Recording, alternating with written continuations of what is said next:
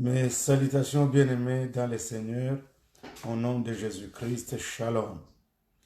Je vous salue encore une fois parce que Dieu nous accorde encore cette opportunité afin que nous puissions lire sa parole. Et alors, sans plus tarder, lisons tous ensemble dans Jean, nous sommes au chapitre 20, le verset 19, et nous irons jusqu'à 29. La Bible nous dit ce qui suit.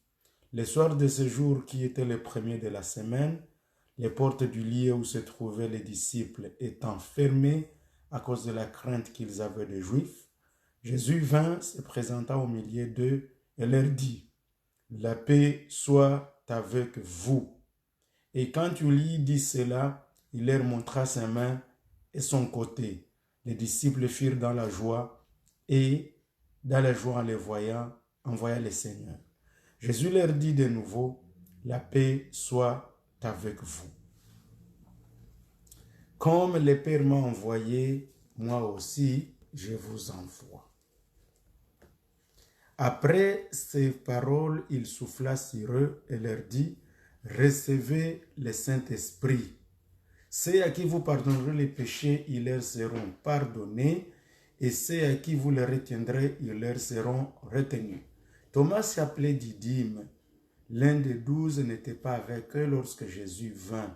Les autres disciples lui dirent donc, « Nous avons vu le Seigneur, » mais il leur dit, « Si je ne vois pas sa main la marque de clou, et si je ne mets mon doigt dans la marque de clou, et si je ne mets ma main dans son côté, je ne croirai point. » 8 jours après, les disciples de Jésus étaient de nouveau dans la maison et Thomas se trouvait avec eux. Jésus vint, les portes étant fermées, se présenta au milieu d'eux et dit, « La paix soit avec vous. » Puis il dit à Thomas, « Avance ici ton doigt et regarde mes mains, avance aussi ta main et mets-la dans mon côté et ne sois pas incrédule, mais crois. » Thomas lui répondit, « Mon Seigneur et mon Dieu. » Jésus lui dit, « Parce que tu m'as vu, tu as cru.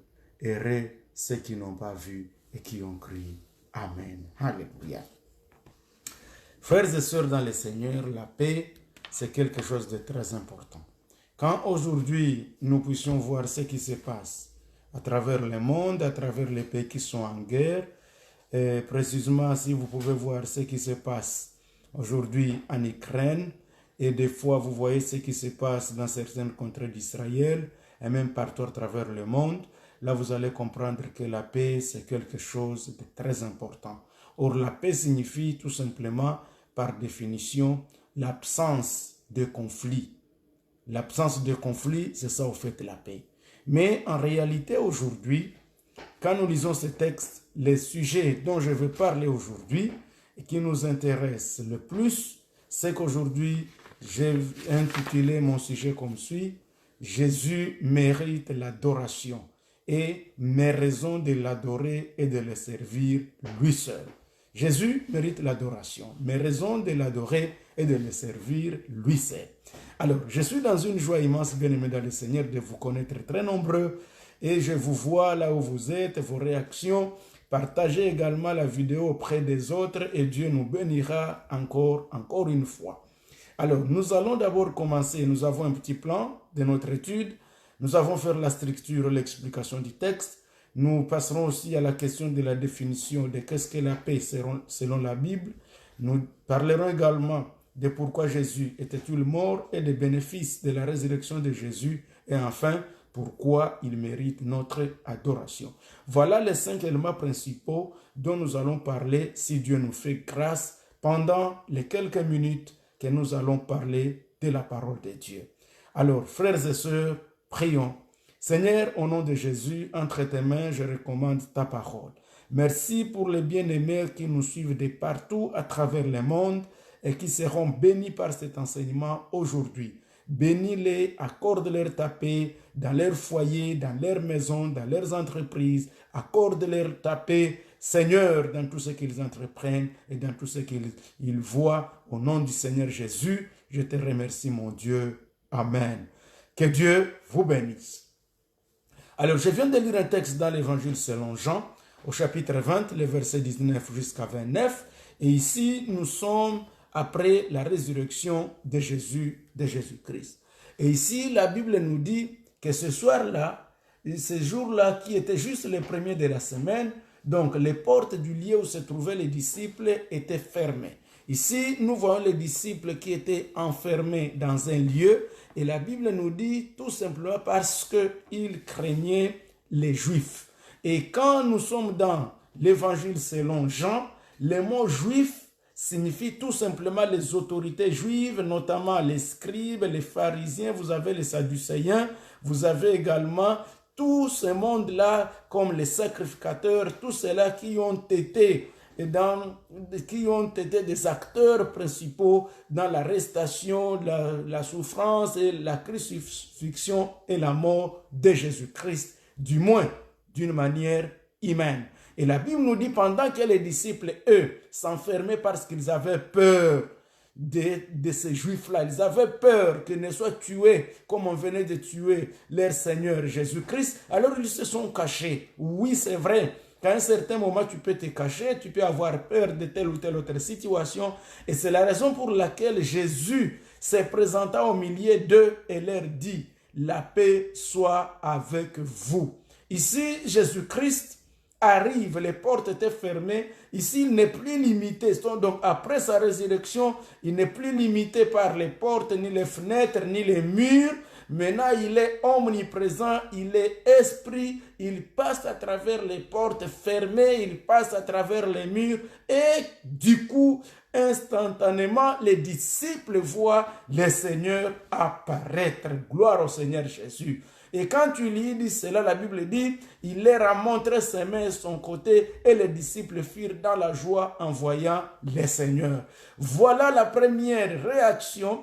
Après la résurrection de Jésus-Christ, lui, il leur donne les tout premiers mots et ces premiers mots s'appellent que la paix soit avec vous. Cette paix que je te souhaite, la paix que je te souhaite dans ta famille, dans tes parents, dans tes relations, je veux dire, dans tes entreprises, dans toutes tes activités, avec tes parents, avec tes enfants, avec ton travail, que la paix soit avec toi. Donc, quand nous parlons de la résurrection de Jésus-Christ, nous sommes en train de propager, nous sommes en train de confesser, de déclarer la paix dans toutes nos activités. Même nos amis qui sont en guerre partout au monde, nous proclamons la paix, que la paix soit avec eux. Et cette paix-là amène la joie. Elle a créé la joie au milieu des disciples, cette joie-là qui ne pouvait trouver nulle part ailleurs. Et la Bible dit, après ces choses, il souffla sur eux et leur dit, recevez le Saint-Esprit. Pourquoi il souffle sur eux et leur dit, recevez le Saint-Esprit? C'est parce qu'effectivement, la paix que donne notre Seigneur Jésus-Christ, c'est une paix que nous ne recevons que par le Saint-Esprit. Seul Dieu peut nous donner cette paix. C'est seulement cette paix-là, c'est la présence du Saint-Esprit qui sort à nous cette peur. Parce que Jésus-Christ a compris, les disciples sont là, ils s'enferment, ils ont peur, c'est tout simplement ce dont ils ont besoin de la présence du Saint-Esprit. Je te supplie aussi que tu pries que Dieu t'accorde la grâce. Je prie pour toi qu'il te remplisse de son Saint-Esprit, que son Saint-Esprit puisse remplir ton cœur pour te donner l'assurance de ne plus avoir peur de ce que tu penses être comme peur. Oui, certains ont la peur de la vie, la peur de la mort. On a peur à cause de retomber même de cette guerre qui est en Ukraine, partout au monde. On a peur de l'inflation, on a peur de beaucoup de choses. Mais si nous avons le Saint-Esprit, si nous sommes remplis du Saint-Esprit, cette peur va quitter et nous allons trouver la paix que Jésus-Christ donne. Cependant, la Bible nous dit qu'il leur donna également le pouvoir de pouvoir pardonner les péchés, en sorte que sur qui ils pardonneront les péchés leur seront pardonnés, et sur qui ils les retiendront, ils seront retenus. Voilà pourquoi les serviteurs de Dieu, ils ont le droit. Ici, il leur rappelle le pouvoir ici du sacrificateur. Parce que c'est le sacrificateur dans les temples qui devait déclarer que tel est pur ou qu'il est impur. Et c'est ainsi que Dieu a accordé à ses serviteurs le pouvoir de pardonner, le pouvoir de déclarer les pardons. Parce que seul Dieu pardonne les péchés. Seul Dieu peut sanctifier, seul Dieu peut purifier. Mais nous, quand nous sommes en lui, quand nous avons sa paix, quand nous sommes remplis du Saint-Esprit, quand nous le servons, quand nous sommes en lui et lui est en nous, nous pouvons déclarer que tel est pardonné parce qu'il a reçu Jésus comme Seigneur et Sauveur au nom de Jésus-Christ. L'important ici, c'est qu'au verset 24, la Bible dit, il y a un disciple qui était absent, il s'appelait Didyme, c'est-à-dire le jumeau. L'un des 12 n'était pas avec lorsque Jésus vint. Et les autres lui dirent, mais nous avons vu le Seigneur. Mais il leur dit, si moi je ne vois ses mains, la marque des clous, et si je ne mets mon doigt dans la marque de clous, et je ne mets ma main dans son côté, je ne croirai point. Ici, la première question est de savoir où est-ce que lui il était. Vous savez, bien aimé dans le Seigneur, il y a beaucoup de gens qui sont toujours absents quand les bénédictions arrivent. Je vais vous dire, bien aimé dans le Seigneur, pendant ce temps ici, n'ayons pas l'habitude d'être absents dans les assemblées. N'ayons pas l'habitude de manquer à l'église parce que tu ne sais pas quand est-ce que le Seigneur va visiter les autres. Tu ne sais pas. Ici, je me demande, jusqu'à présent, j'ai fait toutes mes recherches de savoir où était Thomas pendant que les autres étaient ensemble. Ils avaient peur. Est-ce que lui n'avait plus peur? Je n'ai rien trouvé comme solution pour savoir lui, il était où? Il était parti où? Et je pense que nous également, dans la vie chrétienne, nous devons éviter d'être absents lorsque le Seigneur nous visite. Heureusement pour lui, la Bible dit, 8 jours après, donc pratiquement après toute une semaine, pendant que les disciples étaient de nouveau réunis, cette fois-ci, il était là. Quand il était là, Jésus vint et les portes étaient encore fermées et il se présentait encore au milieu et il dit encore, la paix soit avec vous. Donc ça fait la 3e fois dans cette seule péricope que le Seigneur déclare que la paix soit avec vous. Pourquoi il insiste sur ce mot, que la paix soit avec vous? Je vais y revenir, mais je vais d'abord terminer cette structure et cette explication. Alors ici, Jésus, il dit à Thomas, avance ici ton doigt et regarde mes mains, avance aussi ta main et mets la main dans mon côté et ne sois pas incrédule, mais crois. Ici, la parole de Dieu nous montre que le Seigneur a amené une preuve. Oh, alléluia. Et ça, c'est très important. Jésus n'a pas discuté avec Thomas. Jésus a compris, Thomas a besoin d'une preuve. Il veut se rassurer qu'effectivement je suis ressuscité. Il veut se rassurer qu'effectivement c'est en moi qu'il a cru. Il veut se rassurer que tout ce que je leur disais dans les Écritures était vrai. Et ici, bien aimé dans le Seigneur, je ne suis pas de ceux-là qui voient toujours le mauvais côté de Thomas, mais je vais vous dire, l'un de ceux qui était très important parmi les disciples qui nous a beaucoup aidés à comprendre la valeur de la résurrection, c'est Thomas. Son doute ici a créé une révélation. La Bible nous dit, Jésus n'a pas discuté avec lui. Jésus n'a pas dit, ok, si tu ne crois pas, c'est ton affaire. Jésus est parti chercher les preuves. Il est venu, il a dit, Thomas, regarde-moi, je suis là. Alors, monsieur Thomas, avance ici. Et il avança son doigt. Il dit, regarde mes mains. Il lui montra ses mains. Et il dit, regarde mes mains et mets dans ton côté. Alléluia. Et ne sois pas incrédule, mais crois. La Bible nous dit, Thomas, lorsqu'il a avancé, Thomas lui répondit, mon Seigneur et mon Dieu. Alléluia. Jésus lui dit, parce que tu m'as vu, tu as cru. Heureux ceux qui n'ont pas cru et ceux qui n'ont pas vu et qui ont cru. Gloire au Seigneur Jésus-Christ. Alors, qu'est-ce que nous retirons ici? L'élément ici que nous retirons, c'est que Jésus a amené la preuve. Et nous, dans notre vie quotidienne, nous avons besoin de preuves. Nous n'avons pas cru en Dieu juste pour le plaisir de dire nous croyons. Dans la vie bien-aimée dans le Seigneur, nous avons besoin de preuves. Les preuves, c'est quoi? Ce sont les miracles. Les preuves, c'est quoi? C'est la guérison. Les preuves, c'est quoi? C'est tout ce qu'il nous donne comme bénédiction. C'est tout ce qu'il nous donne comme assurance. Et toi aussi, pour mieux l'adorer, tu as besoin de preuves.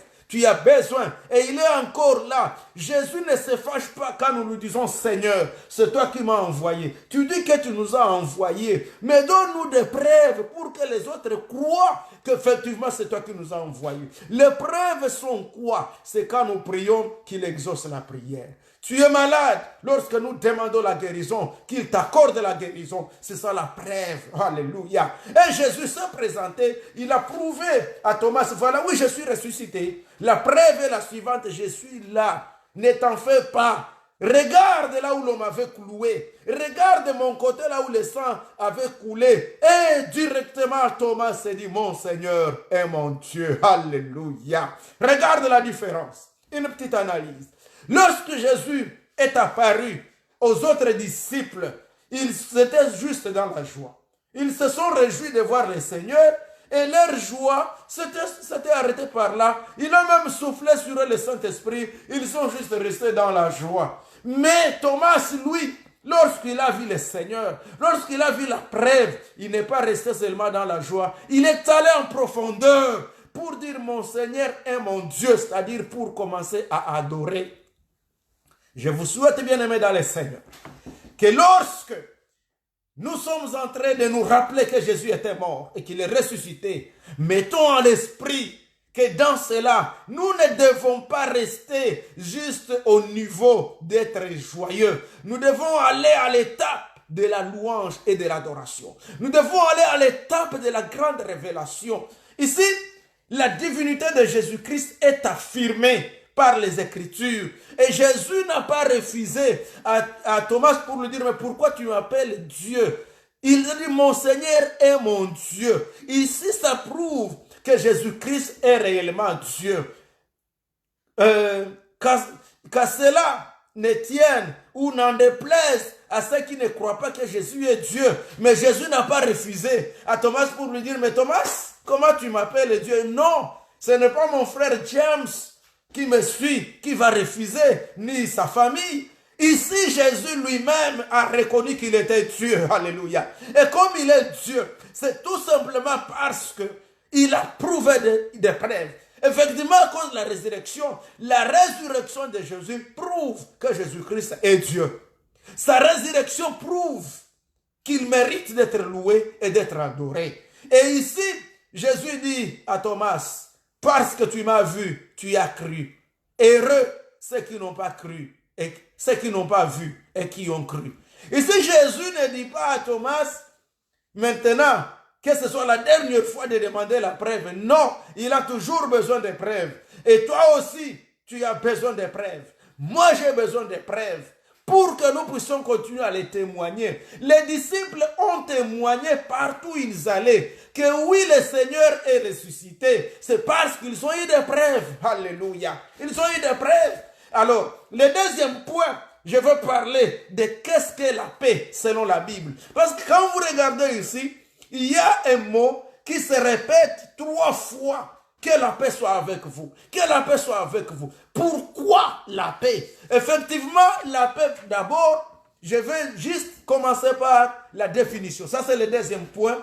Qu'est-ce que la paix dans la Bible? Vous savez, le mot paix, c'est un mot populaire, communément qui signifie qu'il peut avoir diverses manière d'être exprimé, mais dans la définition commune, ça signifie l'absence de la guerre ou l'absence du conflit. Par exemple, quand nous voyons les pays qui sont en conflit, en guerre, comme l'Ukraine, comme d'autres pays africains, ou je ne sais pas moi, d'autres pays à travers le monde qui sont en guerre, ce sont des pays où il y a absence de paix parce qu'ils sont en guerre. Et c'est ça la définition normale. Mais la paix se réfère aussi au repos. Alors que, quand vous lisez même les dictionnaires, vous allez vous rendre compte qu'effectivement, l'état d'être calme, la situation de quiétude, c'est ça la paix. Or, pour la Bible, la paix va au-delà de cela. C'est-à-dire, bibliquement, la paix est plus que l'absence du conflit ou l'absence de la guerre. C'est plus que le simple état de paix ou l'état de repos. Donc, au fait, selon la Bible, le mot paix signifie tout simplement ce que j'appellerais l'entièreté, donc la totalité, c'est que c'est complètement, donc quelque chose purement complet, de totalité, de parfait. C'est ça ce que ça signifie selon la Bible, ici, la paix. Mais vous allez mieux le comprendre quand nous allons aller à la racine du mot, selon les textes originaux. En fait, si nous voyons le mot paix en hébreu, le mot paix en hébreu, il apparaît plus de 237 fois dans l'Ancien Testament, avec sa première apparition dans Genèse 15, verset 15, où la Bible dit « Comme toi, tu iras auprès de tes pères en paix, donc tu seras enterré à un bon âge. » Ça, c'est la première fois que le mot paix apparaît. Et ici, le mot en hébreu, ça signifie shalom. Shalom signifie tout simplement, si vous regardez, c'est comme je dirais quelque chose de bien-être. Le bien-être total, le bien-être complètement, le bien-être tout à fait complet. C'est ça le shalom. Il vient de la racine du mot shalom. Et le shalom qui signifie tout simplement faire un tout ou faire quelque chose en complet, en totalité. Et si nous allons dans Exode chapitre 24, verset 4, vous allez prendre un exemple, c'est là qui va nous aider à comprendre le mot shalom en hébreu. En fait, la Bible nous dit que si quelqu'un pouvait voler un taureau ou, je ne sais pas, un mouton de quelqu'un d'autre, pour pouvoir amener le shalom, il devait les restituer. Alors la restitution, ça signifiait tout simplement le shalom.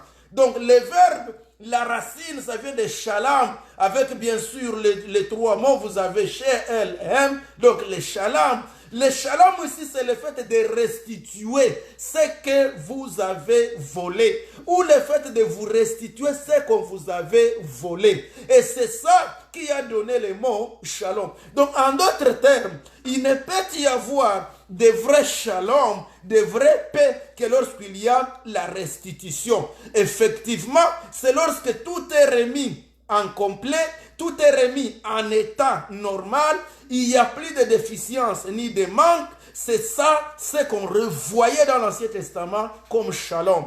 Et ici, en hébreu, ce mot ici, le shalom, signifiait tout simplement qu'on pouvait avoir le bien-être réel, la totalité du bien-être. Donc vous êtes en paix, vous êtes en bonne santé, vous avez tout ce dont vous avez besoin, vous êtes calme sans difficulté. C'est ça le mot shalom en hébreu. Alors le shalom ici en hébreu, il va au-delà. Il va donc au-delà de juste une simple salutation. Il y a des gens qui pensent que shalom signifie bonjour. Non. En hébreu, le mot shalom va au-delà du bonjour. En d'autres termes, en hébreu, le mot shalom signifie je vous souhaite le plein, tous les meilleurs. Je vous souhaite la plénitude. Je vous souhaite tout le bien-être. Je vous souhaite toute la paix en soi. Je vous souhaite de récupérer tout ce que vous aviez perdu. Je vous souhaite la joie parfaite. Voilà le shalom. C'est ça le shalom que Jésus, il dit à ses disciples. Il leur dit shalom. Alléluia. Donc le mot shalom ici, vous pouvez même le voir d'ailleurs. Dieu lui-même, il s'appelle notre Dieu Shalom. C'est pourquoi on dit Jéhovah Shalom, c'est-à-dire Dieu est notre paix. En d'autres termes, cette paix ici, que nous ne pouvons trouver qu'en venant de Dieu. Ainsi donc, dans la culture juive, les gens utilisaient le mot Shalom comme une salutation, une expression qu'ils disent Shalom Aleichem. Shalom Aleichem signifie tout simplement je vous souhaite le bien-être.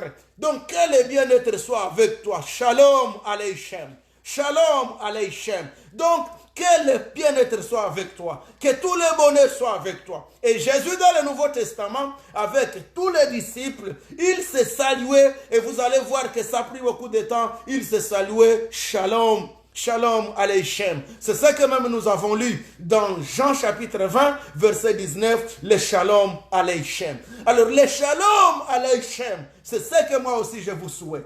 Que la paix de Dieu soit avec toi. Que la grâce vous accompagne. Que tout ce que tu touches soit béni. Que tes enfants soient en paix. Donc que tu sois en paix avec ta famille, avec tes enfants, avec ton entreprise, avec tes activités. Que le shalom soit avec toi. Alors Jésus, ici, nous allons d'abord aussi le mot paix en grec. En grec, il signifie tout simplement eiréné. Alors le mot eiréné qui signifie aussi tout simplement un ou paix ou la quiétude ou signifie encore le repos. Ça c'est quand nous sommes en grec.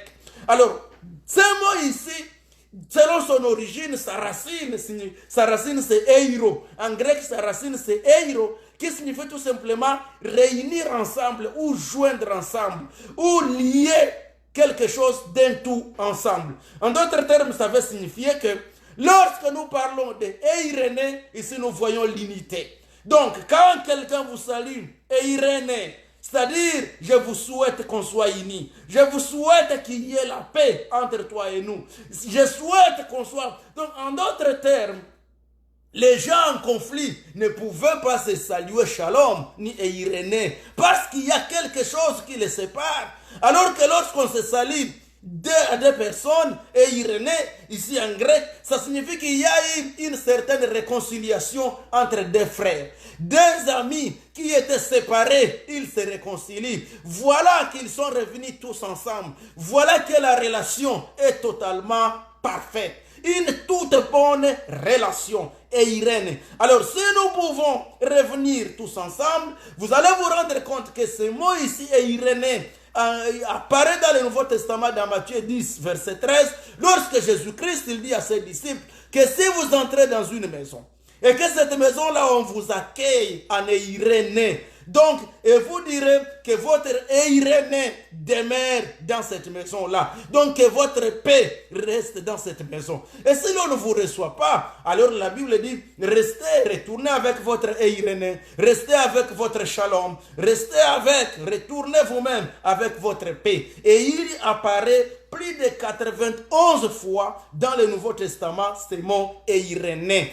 Sauf, c'est seulement dans la première épître de Jean, où vous ne retrouvez pas ce mot eiréné. Alors, en fait, si nous pouvons résumer tout cela, qu'est-ce que nous allons nous rendre compte? Donc, que ce soit dans l'Ancien Testament, c'est-à-dire ici, que ce soit en hébreu ou que ce soit en grec, nous nous rendons compte que même que ce soit pour les Juifs ou que ce soit pour les Arabes chrétiens, tous ils se saluaient Shalom Aleichem. Et quand on se salue, Shalom Aleichem, la réponse était Aleichem Shalom. Shalom Aleichem. Aleichem Shalom. Ça signifie, je te souhaite tous les meilleurs. Je vous souhaite tout le bien-être.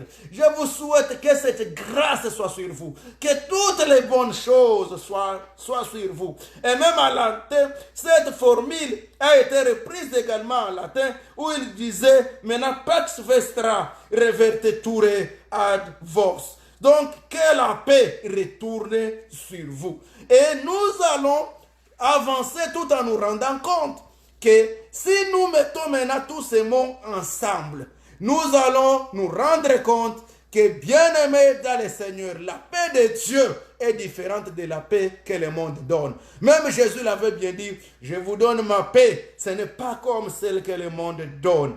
Bien-aimé, reçois la paix de Dieu, reçois le shalom de Dieu, reçois la grâce de Dieu. Donc quand Jésus, il parle à ses disciples, lorsqu'il vient et qu'il leur dise shalom, qu'il leur dise que la paix soit avec vous, en d'autres termes, il veut leur dire, vous n'avez plus besoin de la peur.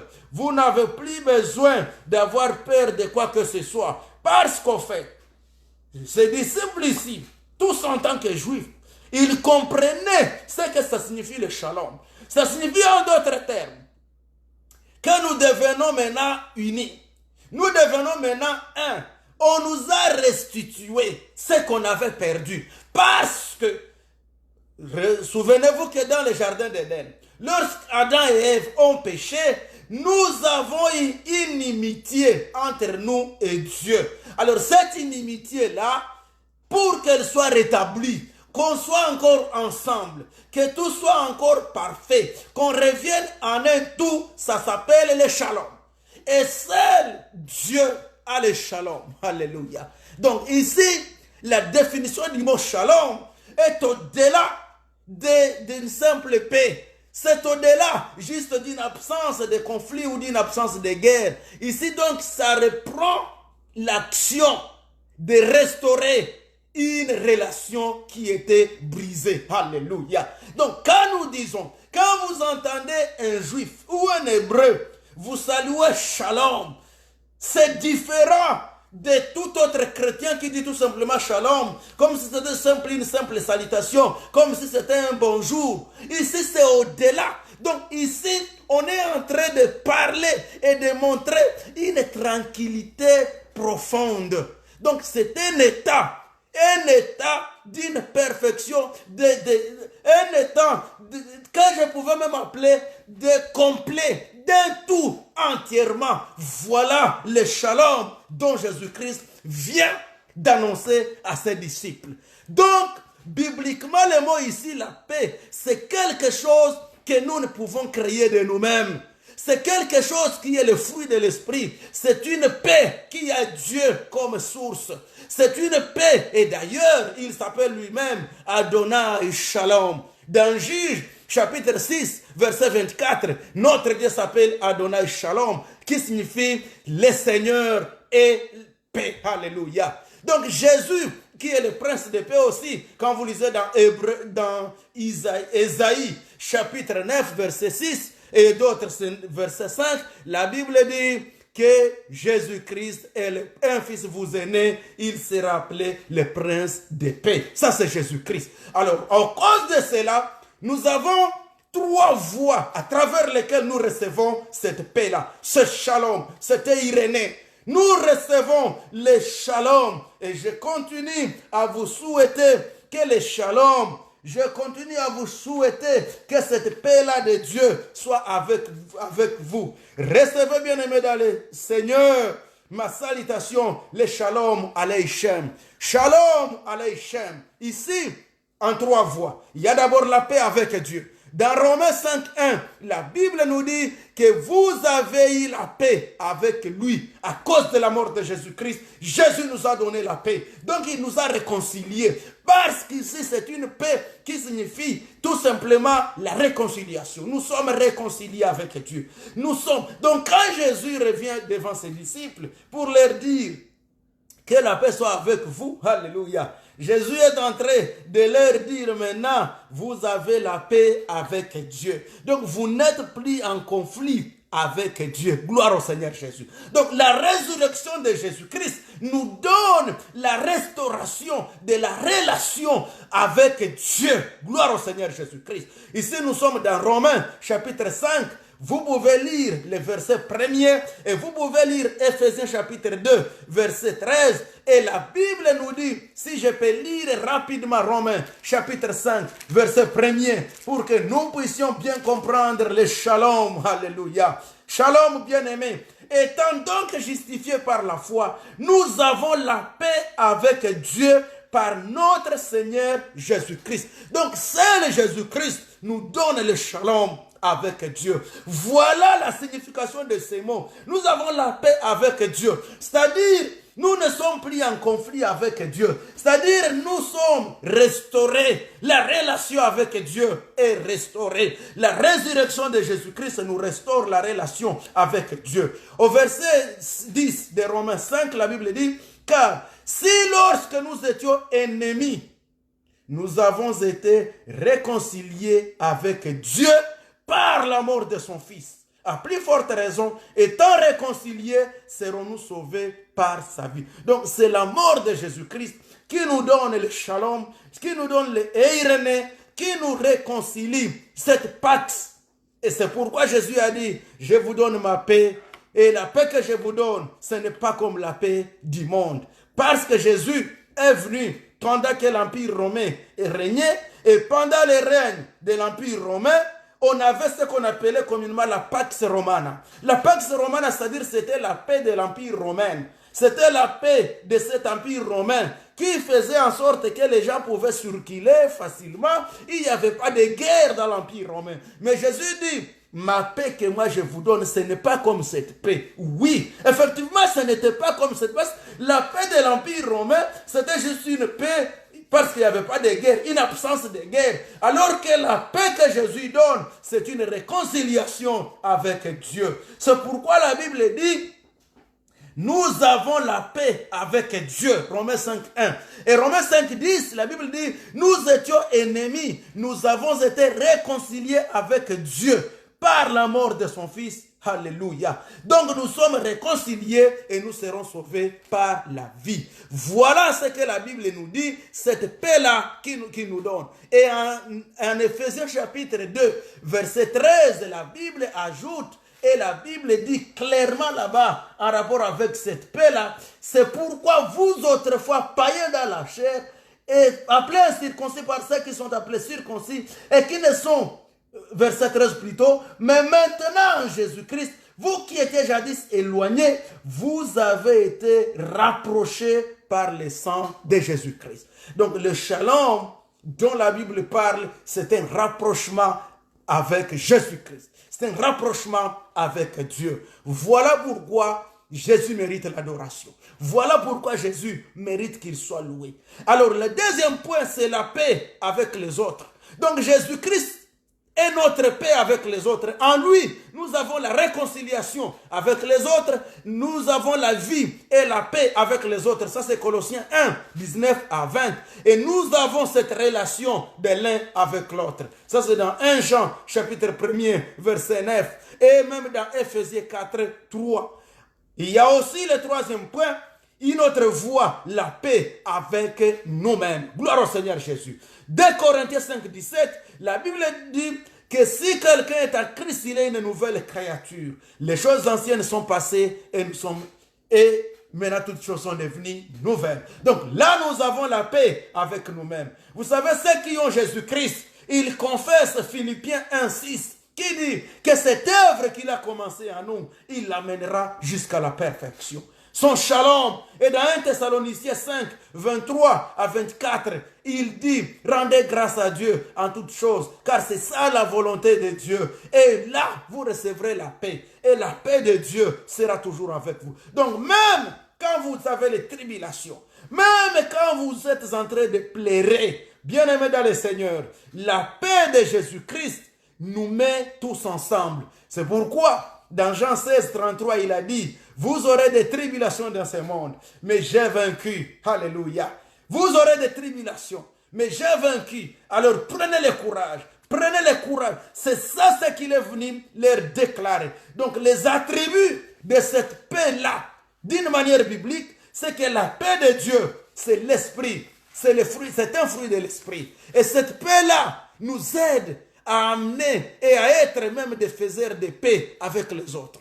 Et cette paix-là nous amène la joie. C'est pourquoi, quand tu leur dis que la paix soit avec vous, ils sont entrés dans la joie. Et cette paix-là ne vient que de Dieu. Ce shalom ne nous est donné qu'avec Dieu. Même quand nous traversons les moments de trouble, les shalom. Et c'est pourquoi, bien-aimés dans le Seigneur, nous allons nous rappeler, voilà ce qui a amené Thomas à pouvoir dire, mon Seigneur est mon Dieu. Il est arrivé à cette confession, mon Seigneur est mon Dieu, parce qu'il a compris. Et c'est pourquoi je vous dis, bien-aimés dans le Seigneur, quand vous comprenez ces choses, vous n'allez pas vous arrêter seulement à la joie, comme les autres disciples. Ils se sont juste arrêtés à la joie. Ils étaient contents. Le Seigneur est ressuscité. On l'a vu. Mais lui, il est allé en profondeur pour dire mon Seigneur est mon Dieu, pour commencer à adorer. Il a adoré parce qu'il a compris que maintenant le shalom est arrivé. Lorsque le shalom, cette restitution, cette restauration, cette eirénée s'est arrivé, il pouvait, et Jésus leur dit, shalom, aïe shalom, alléluia.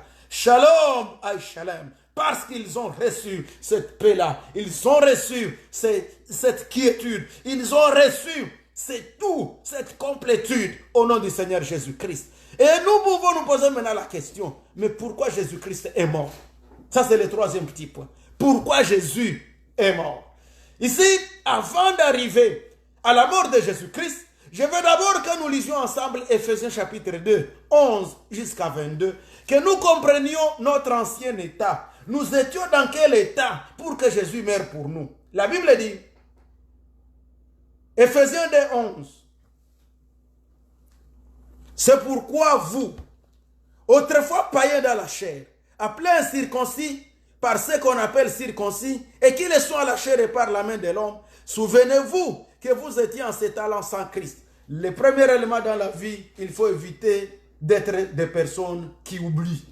Vous savez, ici Paul rappelle les Éphésiens pour dire, souvenez-vous. Tu ne peux être un bon adorateur que si tu te rappelles d'où est-ce qu'on t'a sorti. Vous savez, il y a beaucoup de gens qui font semblant. Ils oublient d'où est-ce qu'ils sont venus. Et ce n'est pas bien. Même si aujourd'hui, tu es déjà ce que tu es. Rappelle-toi qu'à un certain moment, tu étais peut-être addictif. Je ne sais pas, par des substances alcooliques. Peut-être tu étais cruel. Peut-être tu étais trop méchant. Peut-être tu n'avais ni paix ni joie. Peut-être tu étais là. Tu étais très colérique toutes les fois. Rappelle-toi d'où est-ce qu'il t'a tiré. Rappelle-toi, tu étais peut-être impudique, peut-être prostitué. Tu étais malheureux, tu n'avais pas la joie. Mais quand tu as reçu Jésus dans ta vie, tu es devenu un homme. Tu peux maintenant porter et on te dit, ouais, oui, wow, tu es bien habillé. Alors qu'avant, tu avais de l'argent, tu avais des moyens, tu avais une bonne job, mais tu ne pouvais pas être bien portant parce que tu ne l'avais pas. Tu n'avais pas son shalom.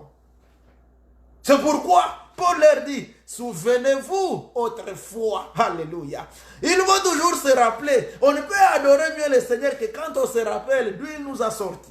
Et ça, c'est très important. Alors Paul leur dit, souvenez-vous que nous étions à cet âge sans Christ. Privés des droits de cité en Israël. Étrangers aux alliances de la promesse. Sans espérance et sans Dieu dans le monde. Nous étions sans espérance et sans Dieu dans le monde. C'est pourquoi, lorsque Jésus est ressuscité, il nous donne un Dieu et il devient notre Dieu. C'est pourquoi, alors, Thomas peut dire, mon Seigneur est mon Dieu. En d'autres termes, Thomas se reconnaît, oui, moi j'étais sans Dieu. Nous étions sans Dieu, mais Jésus ressuscité, il devient aussi notre Dieu. Et c'est pourquoi, quand nous lisons ensemble, dans Jean chapitre 20, le verset 19, le verset 17 plutôt, regardez avec moi ce que la Bible dit. Lorsque Jésus est ressuscité, il dit ce qui suit. Oh, alléluia. Jean 20, 17. Jésus lui dit, il est en train de répondre à Marie, ne me touche pas, car je ne suis pas encore monté vers mon Père. Mais va trouver mes frères et dis-leur que je monte vers mon Père et votre Père. Alléluia.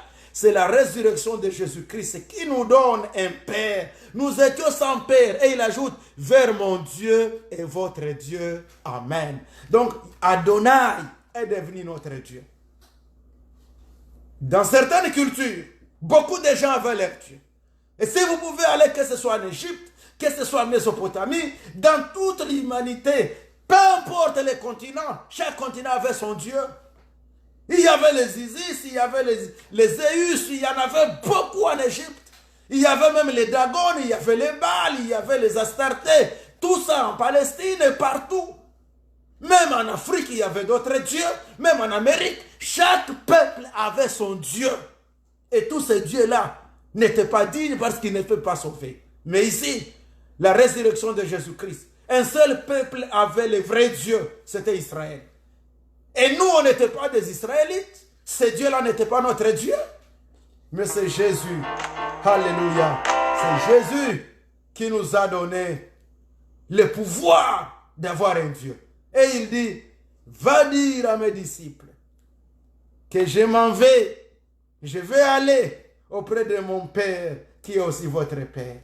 Auprès de mon Dieu qui est aussi votre Dieu. Ici, nous avons reçu Dieu. Alors qu'en Ephésiens chapitre 2, la Bible dit, souvenez-vous qu'à ce temps-là, vous étiez sans Dieu. Donc ici, on veut nous amener à comprendre pourquoi nous allons l'adorer. On veut amener à nous comprendre la signification de ces mots, que la paix soit avec vous. Shalom, Eirene, Pax. Il veut signifier maintenant ici, Eirene Aïchalem, que la paix soit avec vous. Ici, il est en train de leur dire, Eirene Ouimin. Alléluia. Eirene Oumin. Que la paix soit avec vous. Pour les Grecs, ils disent Amen. Ils disent Eirene Oumin. C'est-à-dire que la paix soit avec vous. Et pour les Hébreux, c'est là qui nous disent oh Shalom, Aïe Shalom. Gloire au Seigneur Jésus-Christ. Shalom ou Aïe Shalom. Et ce Shalom ici, nous le trouvons au verset 14, 13. Mais maintenant, en Jésus, vous qui étiez jadis éloignés, vous avez été rapprochés par le sang de Jésus-Christ. Donc c'est le sang de Jésus-Christ qui nous a rapprochés. C'est le sang de Jésus-Christ qui nous a donné un Dieu dans ce monde.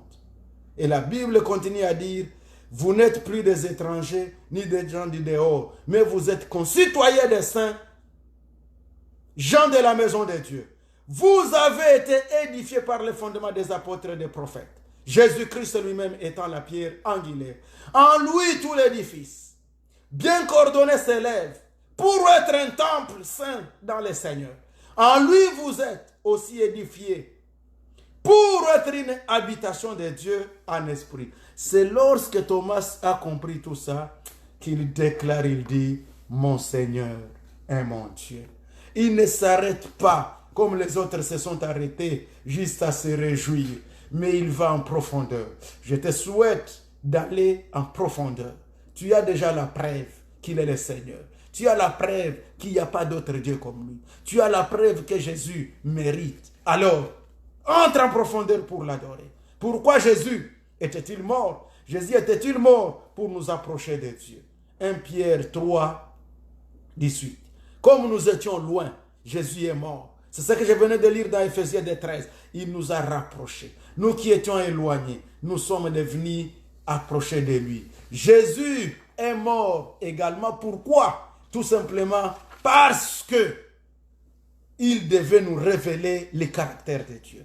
Donc, qu'à cela ne tienne, ceux qui disent, oh voilà les Pilates, les Hérodes, les Juifs, ils l'ont tué, oublie tout ça. Il faut faire la lecture spirituelle de la mort de Jésus-Christ. Jésus n'a pas été tué par la volonté des hommes. Il dit qu'il a donné lui-même sa vie. Il dit, personne ne me l'arrache. Moi-même, j'offre ma vie. Alléluia. Il a donné sa vie. Et c'est pourquoi sur la croix, la Bible dit, il expira. Et c'est pourquoi sur la croix, lui-même il a dit, Seigneur, oh mon Dieu, entre tes mains, je remets mon esprit. Donc sortir son esprit de son corps, c'est ça la mort.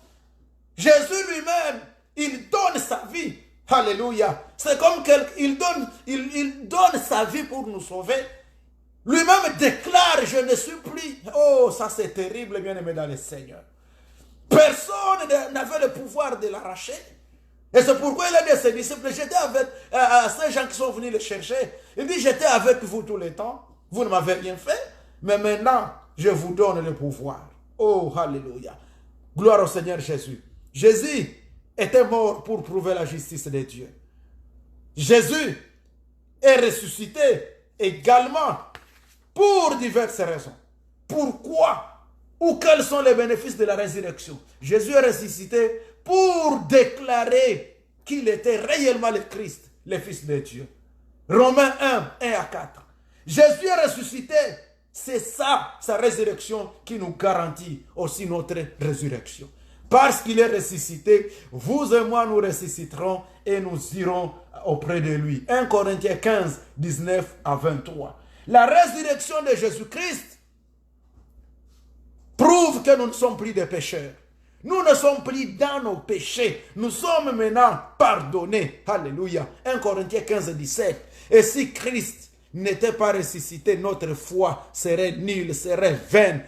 Et nous serons encore dans les péchés. Mais, gloire au Seigneur parce que Jésus est ressuscité. Par sa résurrection, nous sommes nés de nouveau. Et la résurrection de Jésus-Christ prouve, bien-aimé dans le Seigneur, que le temps est passé. Le temps de condamnation est passé. Nous sommes libérés. Nous sommes sanctifiés. Et c'est tout ça. C'est lorsque Thomas comprend tout ça, que lorsqu'il comprend la signification de ces mots shalom, que Jésus déclare, Oh, lui, il s'aimait, il lève les mains, il dit, mon Seigneur et mon Dieu. Oh, alléluia. Il l'adore. C'est lorsqu'il comprend, oui, il est mort. Maintenant, il est ressuscité. Donc, nous n'avons plus de raison de peur. On ne va plus avoir peur des Juifs. On ne va plus avoir peur de quoi que ce soit. Donc, nous aussi, même si on meurt, on doit aussi être ressuscité. Donc, et il nous a dit qu'il part nous préparer une place. Et là où il sera, c'est là aussi où nous serons. Lorsque Thomas comprend ces choses, il y a une profondeur dans cette déclaration de Thomas. Il dit, oh mon Seigneur, oh mon Dieu, alléluia. Il comprend, les choses anciennes sont passées. Il comprend que oui, la parole de Dieu était vraie. Ça affirme la vérité, la pleine vérité de tout ce que Jésus nous enseignait. La résurrection, quand il le voit, il comprend que les péchés sont pardonnés. La colère de Dieu ne sera plus sur nous. Oh, oh mon Seigneur. Oh mon Dieu, oh alléluia, il comprend ces choses et ça lui amène à la raison de l'adoration. Ça lui amène à comprendre que Jésus est réellement l'agneau de Dieu. Il mérite notre adoration. Il comprend que Jésus mérite effectivement l'adoration parce qu'il est le pain de vie. Il mérite l'adoration parce qu'il est la lumière du monde. Il mérite l'adoration parce qu'il est la résurrection et la vie. Il mérite l'adoration parce que lui seul est le chemin du salut. Il mérite cette adoration parce que lui seul, alléluia, est le donneur indestructible de la joie. Il mérite cette adoration parce que lui seul donne les dons du Saint-Esprit. Oh, alléluia. Il mérite cette adoration parce que lui seul est ressuscité comme Seigneur. Il mérite l'adoration parce que lui seul revient comme roi. Le roi qui vient. Oh, alléluia. Alors la question, est-ce qu'on peut suivre Jésus? Et je répète, absolument, nous devons le suivre. Nous devons le suivre et nous devons suivre son obéissance, son exemple d'obéissance au commandement et à l'amour de Dieu. Nous devons aussi aimer les prochains et nous aimer nous-mêmes. Et nous devons nous engager donc dans le ministère. C'est pourquoi Jésus pouvait leur dire, comme le Père m'a envoyé, moi aussi je vous envoie. C'est en comprenant ces choses que Thomas a dit, mon Seigneur et mon Dieu. Que Dieu nous bénisse. Shalom, bien-aimés, que Dieu nous bénisse. Nous prions. Oh, alléluia. Seigneur, nous sommes émus de grande joie. Je ne voudrais pas que notre joie s'arrête juste à la joie des disciples. Je voudrais, Seigneur, que cette joie avance jusqu'à l'adoration, comme Thomas l'a dit. Mon Seigneur et mon Dieu. C'est parce qu'il a compris ce que signifiait Shalom Haïchem. Oh, Shalom Haïchem. Et il renaît au mine. Il a compris. Et moi, Seigneur, aide-moi à comprendre ce que signifie ta paix. Et je déclare que ta paix soit le bien-être de tout un chacun. Que ceux qui traversent des moments difficiles, ceux qui sont en guerre, ceux qui sont en problème, qu'ils reçoivent ton shalom dans leur foyer, ton shalom dans leur maison, ton shalom dans leur travail, ton shalom au milieu de leurs enfants, ton shalom dans leurs projets, ton shalom qui est la totalité, qui est la plénitude de la paix au nom de Jésus, le shalom dans les cœurs. Gloire à toi, Père. Merci, Jésus, pour ta résurrection au nom de Jésus-Christ. Je te bénis, Dieu, Père. Amen. Amen. Shalom, shalom, bien-aimé dans le Seigneur. Shalom, Haïchem.